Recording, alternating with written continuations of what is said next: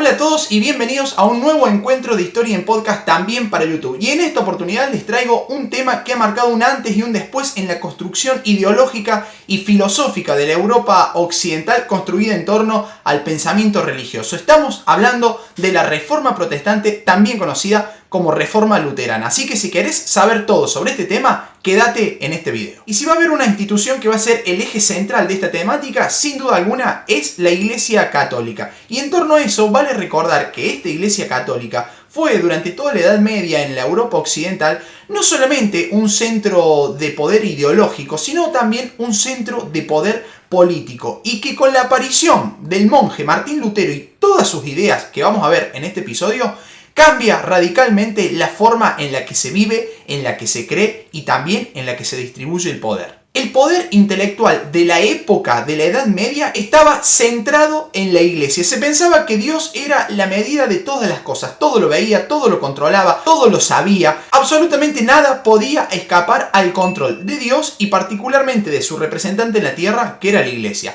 Esa teoría tuvo un nombre muy particular. Se llamó teocentrismo. Teo de Dios y centrismo de centro. Es decir, Dios era el centro del pensamiento y de la ideología y de la filosofía durante la Edad Media. Y un hecho no menor es que la Iglesia Católica era también un centro de poder económico. Se calcula que algo así como un cuarto de todas las tierras de Europa Occidental pertenecían a la Iglesia Católica. Imagínate si los tipos no iban a tener poder. Estamos hablando de la política, estamos hablando de la religión, de la filosofía, de la ideología y también del aspecto económico. Incluso desde unos siglos antes de la Reforma Protestante ya habían comenzado a surgir en Europa algunas críticas hacia la hegemonía religiosa y filosófica de la Iglesia, ¿sí? Estas críticas venían de sectores vinculados a los filósofos, a los pensadores, pero también desde el sector político. ¿Qué sucede? Europa estaba dividida en la Edad Media en feudos, pequeñas unidades políticas, administrativas y económicas independientes de otros feudos. Ahí aparecen, por ejemplo, las figuras de los señores feudales. Y la Iglesia controlaba esa diversidad de feudos a través del poder ideológico. Y en esa Europa fragmentada tanto política como económicamente, pero bajo la tutela y el manto de la religiosidad católica, comenzaron a surgir algunas oleadas de protestas contra la hegemonía de la Iglesia.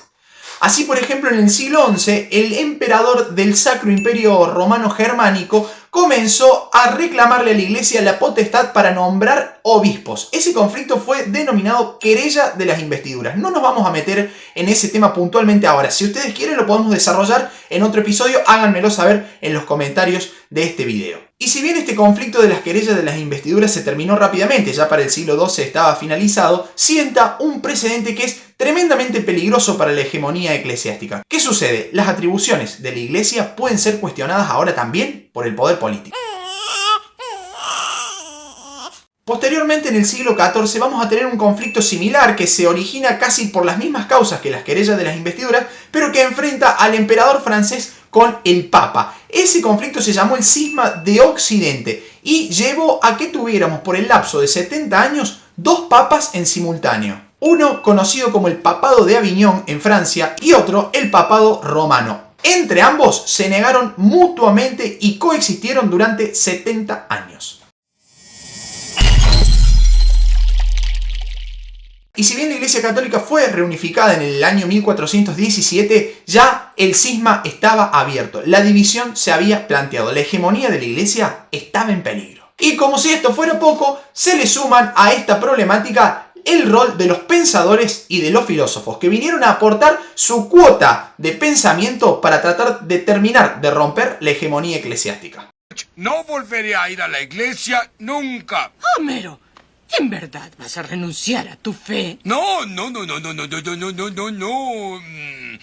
Bueno, sí.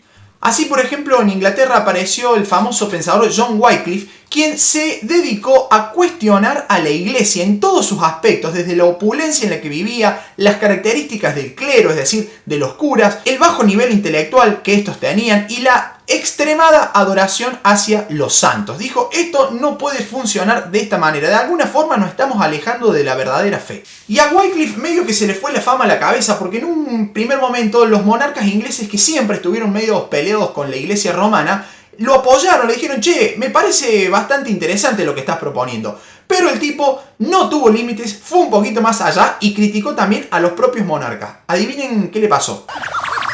Sí, lo condenaron como hereje. Y si bien Wycliffe corrió la suerte de los pobres tipos que morían condenados como herejes, sus pensamientos comenzaron a difundirse por toda Europa. Todo el mundo comenzó a darle retweet, retweet, retweet. De esa forma llegaron hasta Bohemia, una zona de la actual República Checa. Ahí los toma un nuevo pensador que fue Jan Hus. Este teólogo va a tomar los postulados de Wycliffe y los va a usar para criticar no solamente a la Iglesia Católica, sino también a los monarcas y a los imperios. Y al papado en particular le tiró un lindo palito. Le dijo que interfería en la libre y correcta relación entre Dios y los hombres. Adiós, papado. Y adivinen qué le pasó al pobre Jan Hus. Les doy 3 opciones. Vino Winnie Pooh a buscarlo, se fue de parranda con Batman o lo condenaron como hereje. Adivinen, a ver. Si bien Wycliffe y Hus ya estaban fuera de la discusión, habían sido condenados, la semilla de bronca en contra del papado ya estaba instalada. Era cuestión de que brotara. Hasta acá llegamos con los antecedentes de la Reforma Protestante. Así que si llegaron hasta este punto, no duden en continuar porque viene lo más importante del episodio de hoy. Y seguramente a esta altura muchos se preguntarán, si todo esto no fue la Reforma Protestante, entonces ¿qué carajo fue la Reforma Protestante? Bueno, la Reforma Luterana fue un movimiento religioso cristiano, es decir, que seguían creyendo en Cristo, surgido en Alemania en el siglo XVI y que tuvo como principal referente a un monje llamado Martín Lutero. De ahí que se la conozca también con el nombre de Reforma Luterana, porque fue Lutero el que la propuso. Lutero va a ser el encargado de criticar abiertamente a la Iglesia Católica y a partir de ahí dar origen a varias iglesias u organizaciones bajo la denominación de protestantismo, es decir, que protestaban en contra de la fe que en esos momentos era oficial. Lutero hasta estos momentos venía recontracaliente con la Iglesia Católica. Sumado a todos estos antecedentes que hemos visto hasta el momento, se le va a sumar la gotita que termina rebalsando el vaso, que fue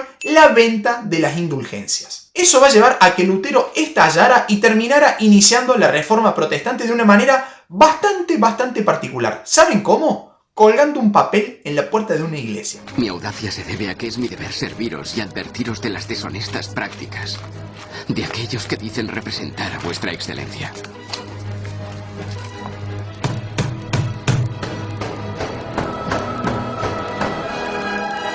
Cristo no ordenó predicar indulgencias. Resulta que mientras Lutero era predicador en un pueblito perdido de Alemania, muy alejado de la sede del Vaticano de Roma, ¿sí?, se entera que había un curita por ahí, un monje, tratando de recaudar fondos para construir, escuchen, nada más y nada menos que la Basílica de San Pedro.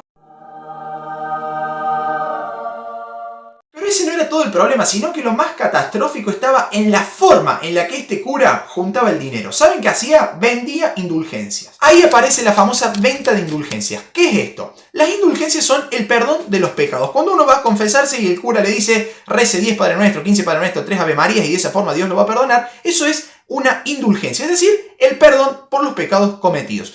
¿Qué hacía este cura en Alemania para tratar de recaudar fondos para construir la Basílica de San Pedro en Roma? Vendía las indulgencias. En vez de decirle a sus súbditos, che, recen 10, 15, 20 Padre Nuestro, 3 Ave Marías, directamente le decía, déjenme aquí sobre la mesa su billetito. De esa forma, querido amigo, Dios lo va a perdonar. Lutero estalló de bronca y directamente decidió pasar a la acción. ¿Qué hizo el tipo? En la iglesia de este pueblito, conocido con el nombre de Wittenberg, colgó un papel con 95 tesis, es decir, 95 ideas que estaban precedidas por una invitación para debatirlas de manera pública. Lutero recontra caliente dijo que estas indulgencias eran totalmente nefastas, ridículas, mentirosas, que eran un abuso de poder, una mentira que engañaba a la gente y que además no se justificaba en ningún pasaje de la Biblia. Su único objetivo era recaudar dinero. Y ahí aparece el Papa y el emperador del Sacro Imperio Romano Germánico que le dicen a Lutero, che, tenés que retractarte, no podés estar diciendo las barbaridades que estás diciendo. Y Lutero no solamente no se retracta, sino que reconfirma sus postulados, sus ideas, sus tesis y rompe directamente la relación con la Iglesia Católica, a tal punto que fue excomulgado, es decir, sacado oficialmente por el Papa de la religión católica.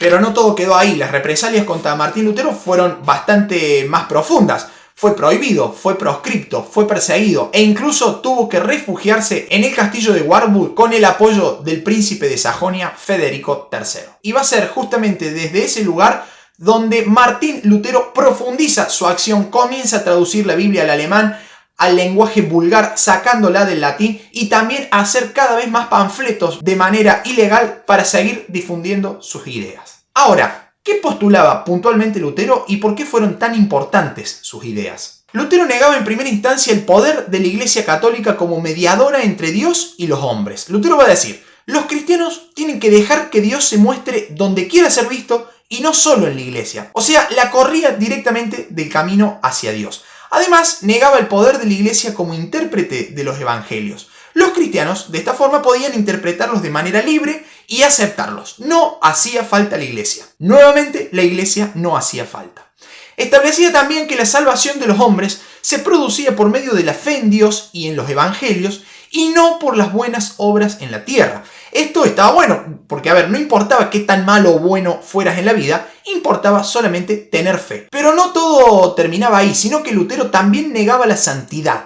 Decía que todos los hombres, por su condición de hombres, eran pecadores y necesitaban por ende el perdón de Dios. Criticaba también la adoración de imágenes, pensaba que era un rito pagano, nuevamente corremos a la iglesia de contexto, negaba también el sacerdocio como una ocupación sagrada, afirmaba que todos los hombres son instrumento de Dios porque trabajan para el mundo, cualquiera sea su ocupación. Esas ideas corrieron como fuego en la pólvora y rápidamente dividieron a lo que actualmente es Alemania, en esos momentos del Sacro Imperio Romano Germánico, en dos partes. Los que apoyaban a la Iglesia Católica, a los católicos, y aquellos que apoyaban a las ideas de Lutero, los protestantes. Desde entonces, el protestantismo comenzó a ser reconocido como religión oficial en más de la mitad del Sacro Imperio Romano Germánico. Corrientes y vertientes de la Reforma Protestante. Los sectores populares, los sectores más humildes, apoyaban las ideas de Lutero, sobre todo porque estaban en contra del poder económico que tenía la Iglesia, en contra de la gran cantidad de posesiones de tierra que ésta tenía,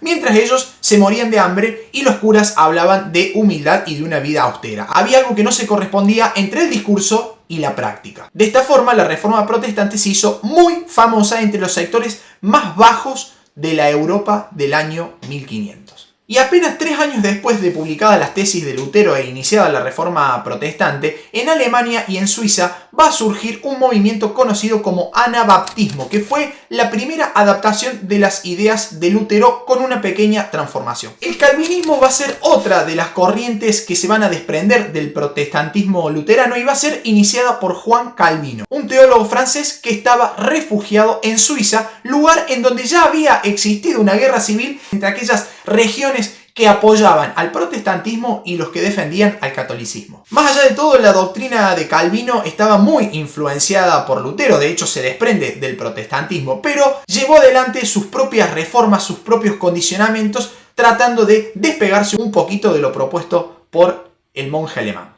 Y para terminar con este episodio del día de hoy, les traigo un análisis bastante personal y particular sobre esta reforma protestante que no siempre se ve ni en las escuelas ni en los libros. Ustedes me dejarán en los comentarios de este video su apreciación al respecto. Estoy hablando de la relación entre la reforma protestante y la cultura burguesa, la vida de los burgueses. Este nuevo sector social que estaba surgiendo en los burgos, justamente de ahí su nombre, en las ciudades. Porque esta reforma protestante fue justamente una reforma muy citadina, muy urbana, muy enclavada en las ciudades. Tanto es así que los burgueses adhirieron casi masivamente al protestantismo, sobre todo a su vertiente calvinista. Pero ¿qué pasaba con las clases bajas y las clases populares? Cuando estos sectores querían interpretar la reforma en base a sus propios intereses, en base a su propio contexto, a sus propias condiciones de vida, eran duramente reprimidos por los burgueses de las propias ciudades en donde se estaba llevando a cabo dicha reforma. Entonces, cabría preguntarse si esta reforma protestante no fue también una vertiente de las famosas revoluciones burguesas, que le dieron el triunfo a la burguesía para lograr casi definitivamente posicionarse como la clase social dominante. ¿Qué sucede? La reforma protestante, defendida por los burgueses, no permitía ser reinterpretada por los sectores populares en base a sus propios beneficios.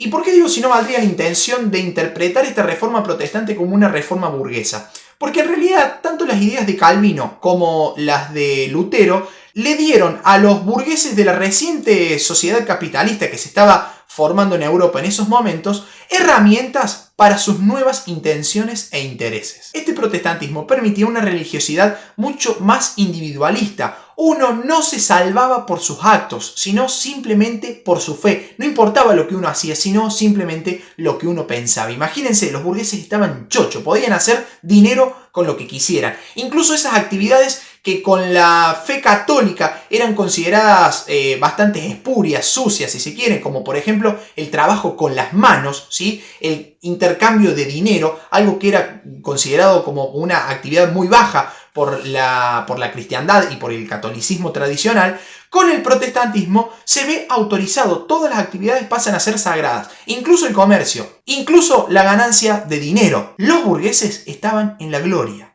A partir de entonces podían seguir haciendo lo que venían haciendo desde hacía ya unos siglos, pero sin culpa. Esto, insisto, es una mirada bastante particular y valdría la pena profundizar y también poner en tela de juicio con otros parámetros. De hecho, la Iglesia Católica no se va a quedar callada ante esta reforma protestante y va a iniciar su propia reforma que va a ser conocida como la Contrarreforma Católica. Pero eso será objeto de análisis en un próximo episodio. No se olviden de suscribirse, de dar like a este video y de dejar también su comentario. Los espero en un próximo encuentro de Historia en Podcast. Chau, chau.